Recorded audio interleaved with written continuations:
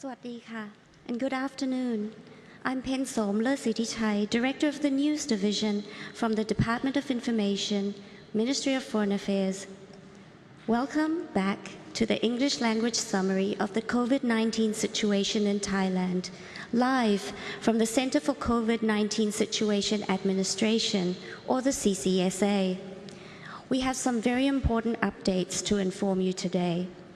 So let's start with the summary report. Just now, Dr. Tui Sin has kindly briefed us for the statistics today, Friday, April the 2nd, 2021. We have reported a number of new confirmed COVID infections, which stand at 58 cases today.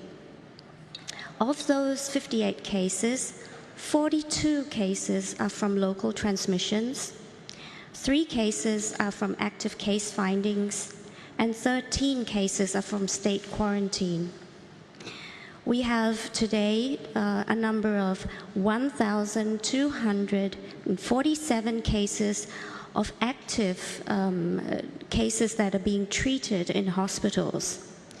So that brings today's accumulated confirmed cases at 28,947. We have today a total of new recoveries at 58 persons. So number of new infections and number of new recoveries are the same today. That's a little bit remarkable. And so that brings total recoveries today at 27,606 persons. I'm also very happy to note again that today we have no new fatalities, so we have 0 extra fatalities. The accumulated number of deaths therefore stands at 94 cases. I'd also like to point out that as we have 1,247 active cases being treated in hospitals, it also bears reminding that our doctors won't be burdened because this number is still manageable. And we hope that as time passes by and everyone keeps vigilant, this number will keep on reducing. So moving along, I'd like to bring to your attention some observations from the new cases that Dr. Tui Sin just briefed us today. We found what could be called a possible new cluster of infections from Salaya district, which is in Nakhon Pathom province. This case happened, he was found infected, a Thai male, 19 years of age, a student from Mahidol University, and he was tested positive for COVID yesterday on the 1st of April.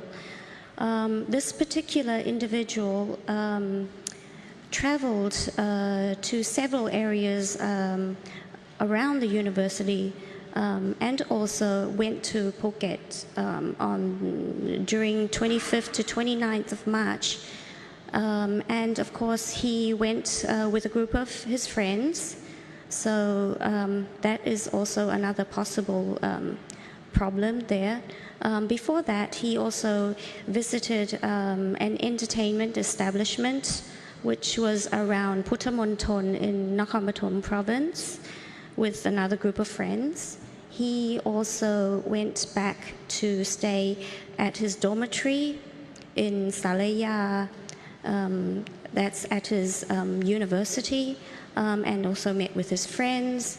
He also met with some other friends on the 31st of March and also attended class. So we are thinking that this particular case is a very important case in point and very important case study.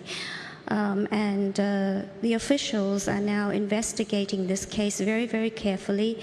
They are closely tracing his close contacts, and we will probably have more to report to you later on. We hope that this will be a very important lesson that while we have relaxed some COVID measures, it does not mean that we can be less vigilant or less cautious or practice less personal hygiene. So please be very, very careful and continue to practice DMHTT. Dr. Tuisin also mentioned that on the 31st of March, there are two particular important cases that worth mentioning about some personnel who were infected with COVID, found to be positive. On 31st of March, there were 5 chefs at one particular ASQ. These cases are also being investigated and traced back. So we will also have more information to report to you later on. And also on the 31st of March, there were also 10 Thai nationalities who arrived in Thailand and were found to have been infected with the SARS-CoV South African variant. And these particular individuals traveled in from the UAE and also from Mozambique. So these cases are also cases that the officials are closely following as well. So because of these new cases, Dr. Tuisin has reiterated how crucial it is for everyone to keep on wearing their masks and practice distancing, as I told you earlier. And he's also advised that we are approaching Songkran Festival, or the Thai New Year. And it's possible that in our festive moods, we might forget to practice caution and put ourselves and others at risk. So please remind yourselves and your loved ones of this particular point, and please still practice caution. Now, moving along, I'd like to go into more details about some relaxation of quarantine measures that I mentioned on Wednesday. So since April the 1st, that's yesterday, we have, as of 1st of April, we have relaxed certain COVID measures, and they've become effective. And these are, what I'm referring to are the quarantine period for international arrivals into Thailand. They've been reduced. So they've been reduced based on whether they've come from high-risk areas and whether they've been inoculated by vaccines which have been recognized and approved by the World Health Organization or by the Thai Food and Drug Administration. So if you are a traveler from any non-high-risk country, meaning areas that do not have the COVID-19 variants or mutations, and you have been inoculated with the vaccines that have been approved by the World Health Organization or the Thai Food and Drug Administration, or authorized by the Thai Public Health Ministry, 14 days prior to your departure, meaning you must have been inoculated for both doses completed, then you will be eligible to undergo quarantine for a reduced period of at least 7 days in Thailand once you arrive here. And you'll see on the screen, this is the list of the approved vaccines for the 7-day quarantine period. And these are the CoronaVac by Sinovac, the AZD 1222 by AstraZeneca or Oxford, the AZD 1222 by Siam Bioscience, AstraZeneca, Oxford, the AD26 COVID-2S by Johnson & Johnson, the Tocilizumab by Pfizer-BioNTech, the Covishield by the Serum Institute of India, and the mRNA 1273 by Moderna.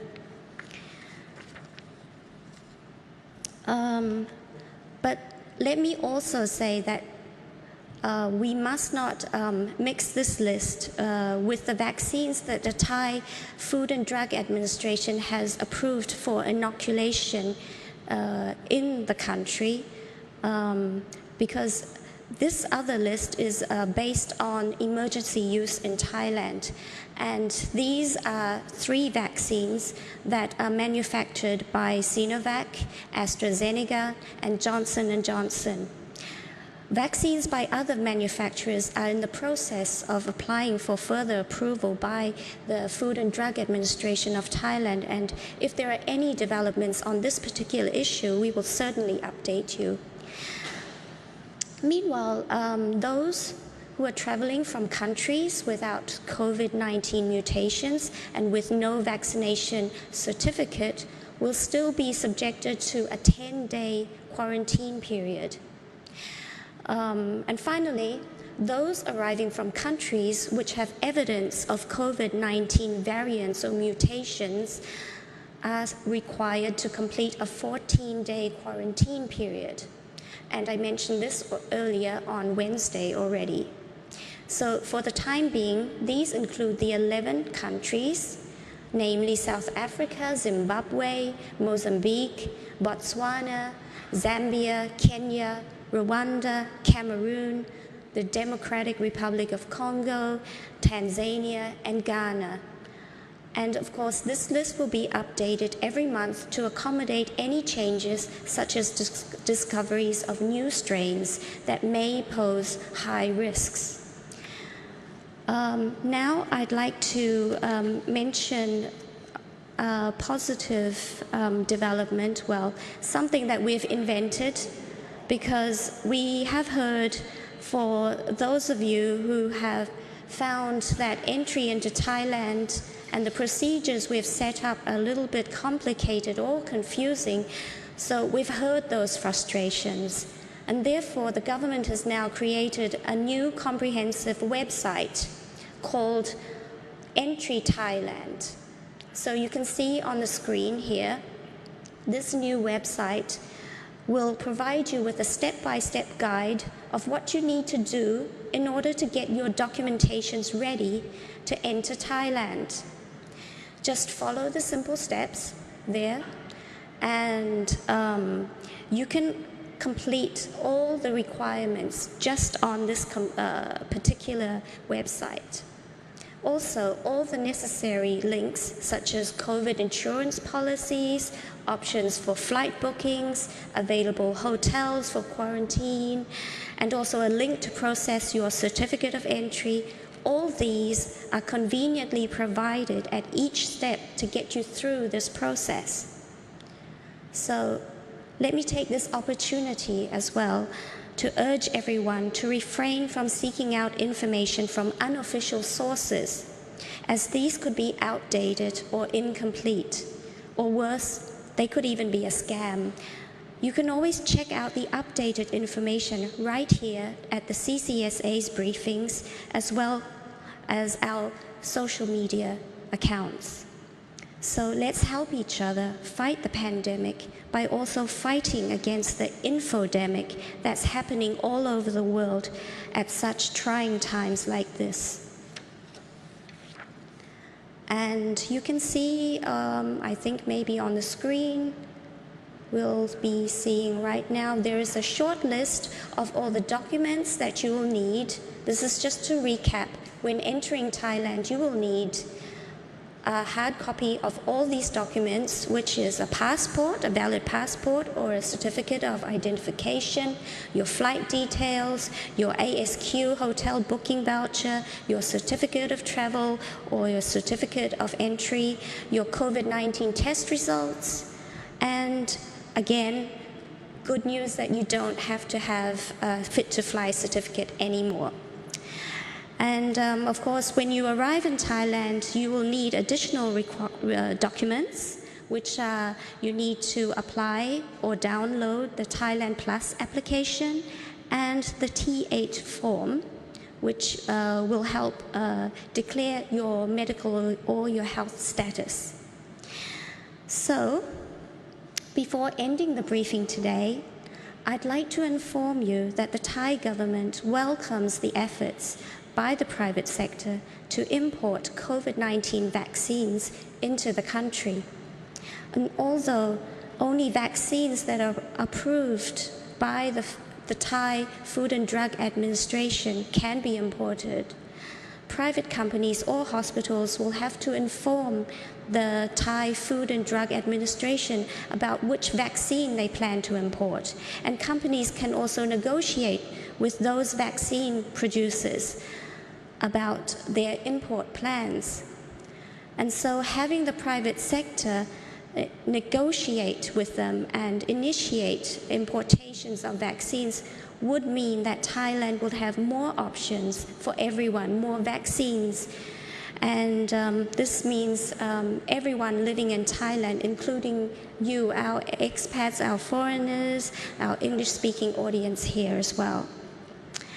And as an FYI, we have the number that you see on the screen right now is the total number of doses of COVID-19 vaccines that have already been administered in Thailand as of yesterday. But as of today, Dr. Tawisin just mentioned, we have a total number of 203,650 doses of COVID-19 vaccines administered. So that's 203,650 doses already administered, and the number is going up. So with that, I'd like to end my briefing today. Thank you for your kind attention, and please remember to stay safe, stay healthy, have a great weekend, and we'll see everyone again on Monday. สวัสดีค่ะ